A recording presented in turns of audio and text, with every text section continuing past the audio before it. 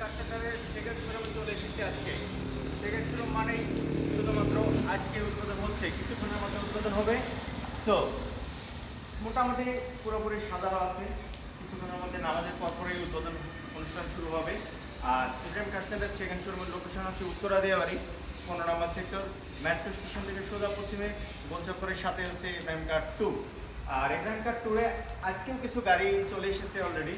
তার মধ্যে ফিল্ডার আছে, নোয়া আছে হাইব্রিড, এক্সিও, তারপর আছে একুয়া, আইস, ইভেন নিশান এক্সেল, এই কয়েকটা গাড়ি আছে।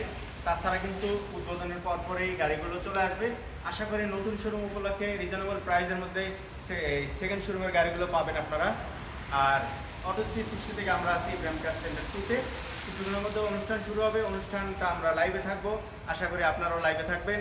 আর ভালো থাকবেন সবাই। আসসালামু আলাইকুম সবাই।